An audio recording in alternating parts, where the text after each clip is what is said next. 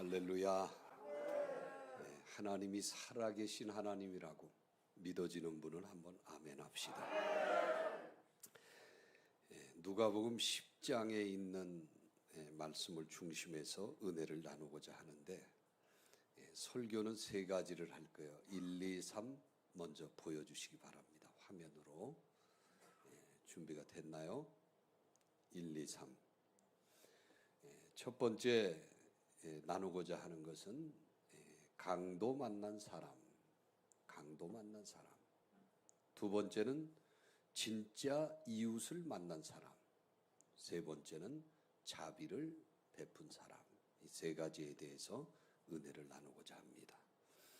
오늘 본문에 보면 한 율법사가 등장을 합니다. 어떤 율법사가 일어나 예수를 시험하려고 질문을 던집니다. 선생님, 어떻게 하면 영생을 얻을 수 있습니까? 질문을 합니다. 이때 예수님의 답변이 참 특이합니다. 누가복음 10장 30절에 보면 예수님 이렇게 말씀합니다. 어떤 사람이 예루살렘에서 여리고로 내려가다가 강도를 만나매. 그랬어요. 첫 번째 이제 단락에서 어떤 사람이 예루살렘에서 여리고 가는 길에 강도를 만났다. 두 번째입니다. 31절에 보니까 마침 한 제사장이 그 길로 내려가다가 그를 보고 피하여 지나갔다. 두 번째 단락이 강도 만난 사람을 제사장이 만났다. 첫째는 강도를 만났다, 어떤 사람이. 두 번째는 강도 당한 사람을 제사장이 봤다. 세 번째입니다. 32절에 보니까 이와 같이 한 레위인도 그것에 이르러 그를 보고 피하여 지나가되. 강도 만난 사람을 만났다. 두 번째, 강도 당한 사람을 봤다. 세 번째, 강도 만난 사람 봤는데 그도 그냥 모르고 지나갔는데 레위 사람도 그걸 봤다. 네 번째입니다. 33절에 보니까 어떤 사마리아 사람은 여행하는 중에 이르러 그를 보고 불쌍히 여겼다. 이렇게 기록을 하고 있습니다. 예수님의 질문은 그렇습니다. 강도 만난 사람을 빼고 나머지 1, 2, 3 중에 제사장과 레위인과 사마리아 사람, 이방인과 이 세 사람 중에 누가 강도 만난 사람의 이웃이 되겠느냐 하는 질문이에요. 자, 그렇다면 첫 번째, 이 강도 만난 사람이라고 하는 것은 가서는 안 될 길을 갔다. 거기서 강도를 만난 거예요. 예루살렘에서 여리고로 내려가다가 강도를 만났어요. 오늘도 10사람이 특송해야 되는데 7분밖에 없었다. 세 사람은 어디 갔냐? 하는 거예요. 네? 있어야 될 자리에 없을 때 그 빈자리가 위험할 수 있다라는 거죠. 여러분, 강도만 만납니까? 우리는 육적으로 강도를 만나기도 하지만 영적으로는 주일날 예배 드려야 되는데 예배 장소에 없을 때 영적 강도를 만날 수가 있어요. 애굽에 가면 바로라고 하는 강도가 있었어요. 블레셋 나라에는 골리앗이라고 하는 강도가 있었습니다. 바벨론에는 느부갓네살 왕이 강도처럼 기다리고 있었어요. 로마에는 네로 황제가 강도였습니다. 독일에는 2차 세계대전을 일으켰던 히틀러가 역사적인 강도였습니다. 일본에는 군국주의들이 이제 아시아의 모든 나라를 침공해서 우리나라도 역시 36년 동안 일제에 의해서 강도를 당했었습니다. 자, 이 강도가 어떤 사람, 여리고로 내려가던 사람을 강도가 딱 만났는데 강도가 하나가 아니에요. 자, 말씀 가운데 보니까 누가복음 10장 30절을 다시 한번 보여주세요. 화면에. 자, 한번 같이 봉독해 봅니다. 시작. 예수 대답하여 이르시되 어떤 사람이 예루살렘에서 여리고로 내려가다가 강도를 만나매 강도들이 그 옷을 벗기고 거의 버리고 갔더라. 여기 보면 강도가 하나인 줄 알았는데 강도들이 그랬어요. 강도들이라는 것은 둘이 될 수도 있고 셋이 될 수도 있고 넷이 될 수도 있어요. 1대1로 만났다면 어떻게 싸워서 50대 50으로 어떻게 될지 몰라요. 그런데 어떤 사람이 혼자 내려가다가 강도들을 만난 거예요. 어쩔 수 없습니다. 우리가 세상에서 아무리 열심히 노력하고 살려고 해도 강도를 만나면 감당할 수가 없습니다. 이 강도들이 어떻게 합니까? 이 사람을 일단은 거반 때려서 죽게 만들었어요. 그리고 나서 그 사람의 입고 있는 옷을 홀라당 다 벌거 벗겨버렸습니다. 옷을 벗겼다는 것은 강도를 만나면 수치를 당할 수 있다, 모욕을 당할 수 있다, 비극의 불행을 만날 수 있다라는 거예요. 거반 죽게 되었던 것을 버리고 갔다라는 거예요. 여러분, 사람이요, 죽으면 죽어가는 사람 보면 119를 불러서 신고도 하고 병원도 옮겨줘요. 그런데 강도에게는 도가 없습니다. 여러분, 도를 아십니까?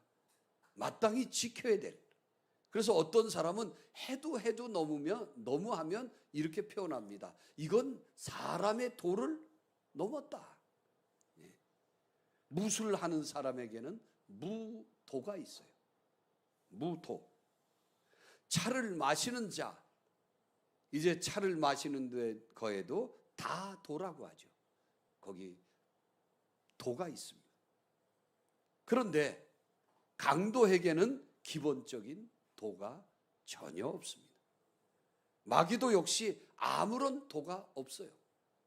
지나가던 사람을 때려서 거반 죽게 만들고 옷을 다 홀라당 벗겨놓고 그 사람의 가진 걸 다 빼앗아서 그리고 죽음 가운데 떨어진 사람을 버리고 갔다라는 거예요. 여러분, 때려 거의 죽게 된 것을 버리고 갔다라는 거 어떻게 생각하십니까? 버렸다라는 것은 쓰레기로 알았다라는 거예요. 버렸다라고 하는 것은 그 사람을 오물로 취급했다. 음식물이라는 이름으로 있을 때는 먹을 수 있는 거예요. 하면 그 음식물이 무엇으로 취급합니까? 오물이 되는 것입니다. 사람의 생명도 오물이 될 수 있는가? 사람의 생명도 쓰레기 취급을 당할 수가 있는가 하는 거예요. 마귀는요, 도를 벗어났기 때문에 우리를 대하면 오물 정도로 알 수밖에 없다라는 거예요. 두 번째입니다. 이 강도 만난 사람은 첫째 강도를 만나서 비극이었지만 그의 두 번째 인생은 진짜 이웃을 만났다라는 거예요. 오늘 예배하는 여러분들 첫 번째 삶은 어땠습니까? 혹시 여러분 가운데 강도를 만난 사람처럼 그런 입장에 대보신 적 없으십니까? 그런데 두 번째 은혜는 뭡니까? 그 사람이 진짜 이웃을 만나게 되었다는 거예요. 인생의 복 중의 복은 만남의 복인 줄 믿으시기를 바랍니다. 할렐루야. 좋은 사람 만나면 인생이 달라지는 거예요. 어떤 사람 만났느냐에 따라서 그 사람의 삶이 바뀌어질 수 있어요. 오늘 강도 만나 거반 죽게 생겼는데 제사장을 만납니다. 이 사람이 희망을 가져요. 제사장 복을 보고 야, 살았다. 저 제사장이 나를 도와줄지 모른다. 당연히 살 것이라고 생각했는데 제사장이 그 강도 만난 사람을 보고 피하여 도망갑니다. 세상이 그래요. 내게 도움이 될 것 같았던 사람이 도움이 아니라 내게 실망을 안겨주게 되는 경우가 너무나 많이 있습니다. 잠시 후에 제사장은 도망가고 레위 사람이 옵니다. 또 기대를 갖는 거예요. 아, 저 레위 사람은 하나님 잘 믿는 사람이니까 나를 도와주겠지. 레위 사람도 강도 만난 자를 보고 깜짝 놀라서 빨리 피하여 도망가고 말았어요. 세상이 그렇습니다. 여러분, 내가 기대했던 사람, 내가 바라고 내가 이제 저분이 내게 가까이 있으니까 이제 나는 살았다. 이런 생각을 해보셨습니까? 여전히 그 기대가 무너지는 것을 목격한 사람들이 많을 거예요. 한 생명을 예수님은 천하보다도 귀하다고 했는데 제사장도 버리고 갔고 강도도 버리고 갔고 레위인도 버리고 갔습니다. 그런데 진짜 이웃을 만나게 됩니다. 전혀 기대하지 못했던, 생각하지도 못했던 이방인 사마리아 사람이 지나가다가 강도 만난 사람을 보게 됩니다. 그 사람에게 다가와서 오늘 본문 34절에 보니까 이렇게 기록이 되어 있어요. 강도 만난 사람들 다 버리고 도망갔는데 가까이 가서 기름과 포도주를 그 상처에 붓고 싸매고 자기 짐승에 태워 주막에 데리고 가서 돌보아 주니라. 할렐루야. 오늘 우리는 이 사람처럼 강도를 만날 수가 있어요. 아니, 이 주변에, 이 사람 주변에 있는 사람처럼 강도 만난 사람을 발견할 수도 있습니다. 근데 외면하고 모르는 척하고 피하여 도망가지 마시고 가까이 다가가시기를 바랍니다. 상처를 싸매 주시길 바랍니다. 긍휼히 여겨주시는 은혜가 있기를 바랍니다. 돌보아 주시는 은혜가 있기를 바랍니다. 그래서 이 사람을 돌보아 달라. 내가 지금 가던 길이 바쁜데 돈 내가 가지고 있는 걸 드릴 터이니 이 사람을 돌보아 주고 내가 일을 끝나고 돌아오는 길에 돈이 더 들었으면 내가 그 나머지 비용을 갚겠노라. 얼마나 귀한 일입니까? 오늘 살아가면서 이런 좋은 만남의 복, 이런 좋은 이웃이 될 수 있기를 주님의 이름으로 축원해 드립니다. 사실 강도 만난 사람을 보고 제사장이나 레위인처럼 한마디로 모르는 척 할 수 있어요. 모르는 척.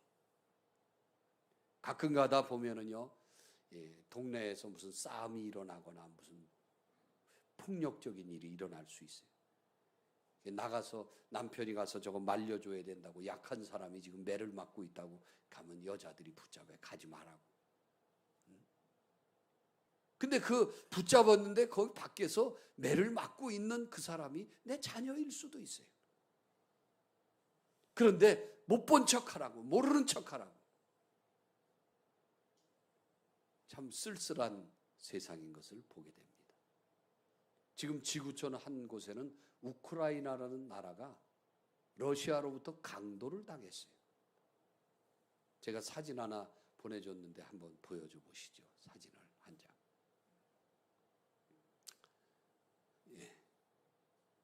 자, 여기 보면 여자아이, 어린 아기예요. 기저귀 차고 있죠. 여자아이가 기저귀 차고 있는데 이 벌거벗은 그 위에 맨살에다가 매직으로, 지워지지 않게 매직으로 글씨를 썼어. 이 아이, 비라모라고 이름이 돼 있는데 이 아이 이름을 갖다 쓰고 그 다음에 전화번호를 쓰고 이렇게 했는데 이게 우크라이나 여자아이요. 기저귀를 찬 여자아이. 이 엄마 아빠가 전쟁 젊기 때문에 이제 러시아와 전쟁을 나가야 돼요. 어린아이를 둬야 되는데 이 아이가 이제 부모가 죽게 되면 고아가 되는 거예요. 그래서 전쟁터에 나가기 전에 젊은 엄마 아빠들이 이 아이의 옷을 벗겨서 매직으로 지워지지 않게, 우리가 죽거들랑 이 아이를 돌봐달라고 전화번호 1이 연락해서 일가 친척이겠죠. 글로 이 아이를 좀 데려다 달라고.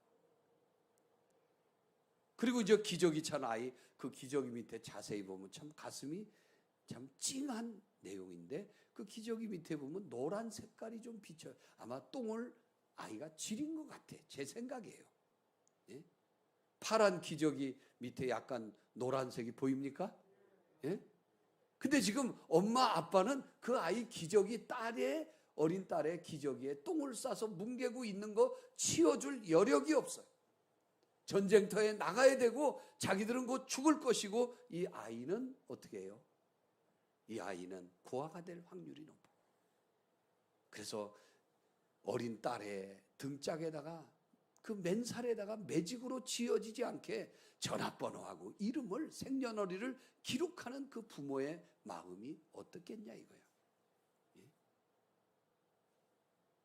이 아이를 누가 돌봐줄 사람이 없겠느냐 이거야. 강도를 만난다라는 것은 정말 큰 상처가 되는 일이에요. 여러분은 이 사진 한 장을 보고 지금 우크라이나라는 나라가 어떻게 나라가 하루하루 전쟁 난 지 한 달이 넘어갔어요. 어떻게 보내시는지 피부로 좀 느껴졌으면 좋겠어요. 사실 강도들이 한번 지나가면 무시무시합니다. 처음 전쟁은 러시아가 쳐들어왔을 때 3일이면 3일 안에 끝난다고 생각하고 모든 걸 3일치를 준비해 가지고 왔는데 전쟁이 한 달이 넘었어요. 젊은 러시아 군인 아이들이 18살에서 뭐 20 몇 살 정도 되는 그 군인 아이들이 집을 떠나서 한 달이 넘게 다른 나라 국경에서 있다가 보니까 어떻게 합니까? 지금은 이제 점점 짐승처럼 변해가고 있어요. 그래서 우크라이나 여자들은요 전부 다 머리를 다 밀어버렸대요. 왜 그랬을까요? 이 러시아 군인들이 이 머리 긴 여자들만 보면 막 집단으로 폭력도 하고 폭행도 하고 성폭력이 일어나요. 그래서 모두가 다 머리를 다 가위로 잘라버렸다. 전쟁의 비극이라고 생각되어집니다. 강도가 들면은요 사람을 사람으로 보지 않습니다. 사람을 때려서 죽이고 옷을 벗기고 죽어가는 사람을 살리는 게 아니라 죽은 것을 버리고 간다. 오물 취급을 했다. 쓰레기 취급을 한 것이다 라는. 거기보다 그 강도보다 더 무서운 것은 그것을 봤는데 못 본 척하고 도망가는 제사장이었다. 제사장이 버리고 간 그 강도 당한 사람을 레위 사람 잘 믿는다고 하는 사람도 그걸 보고 급히 도망가 버렸다라는. 지금 우리가 사는 이 세상의 모습이 현실이 그렇다라는 거예요. 여러분은 어떻게 생각합니까? 오늘 예배하는 저와 여러분 주변의 이웃의 아픔에 대해서 이웃의 신음소리에 대해서 귀 기울일 수 있는 저와 여러분이 되시기를 바랍니다. 마가복음 10장 45절 말씀에 보면 예수님은 이렇게 말씀합니다. 마가복음 10장 45절에 인자에 온 것은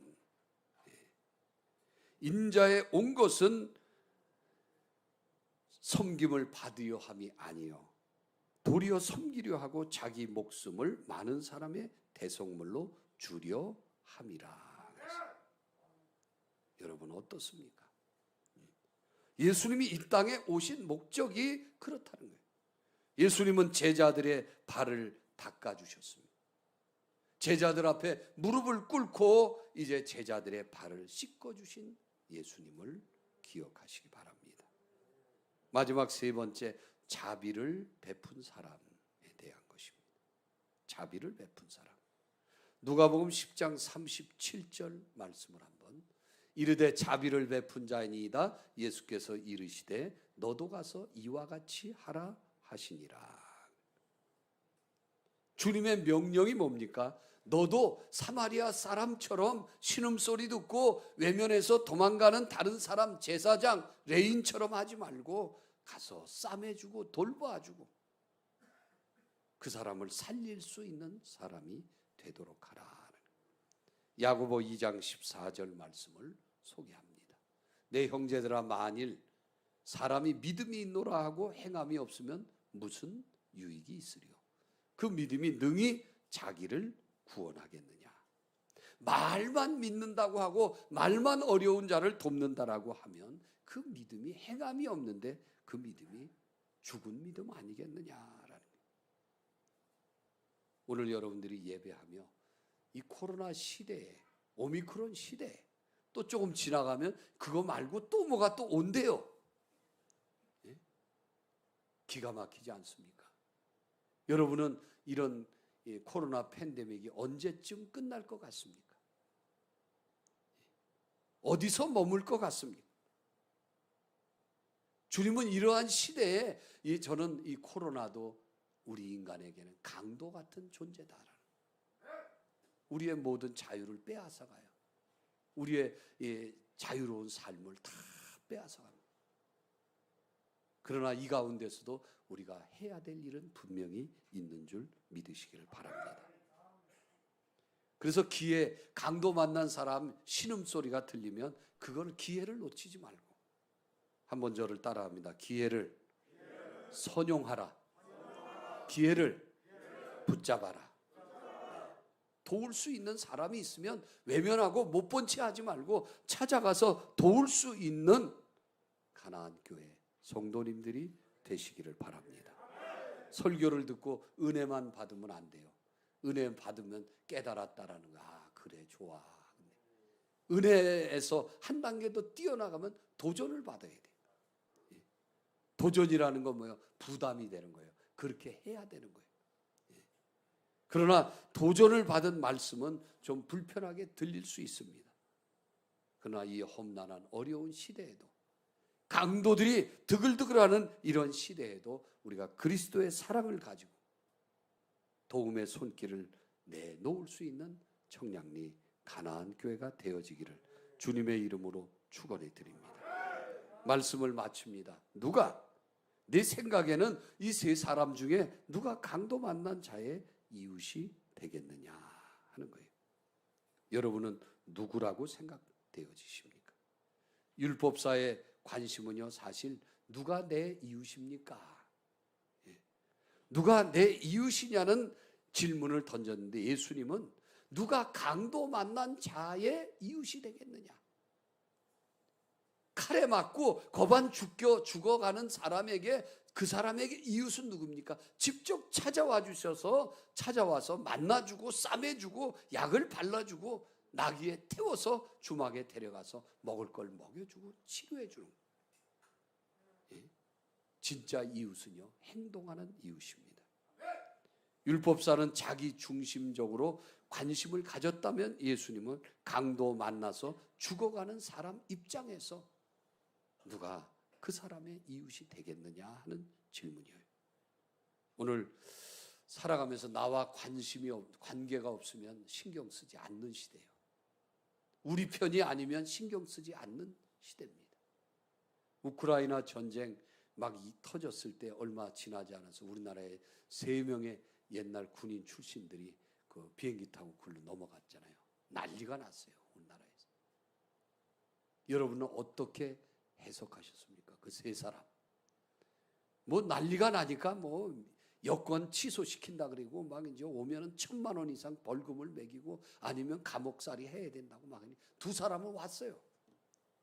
근데 한 사람은 끝까지 거기 있어요. 대단하지 않습니까?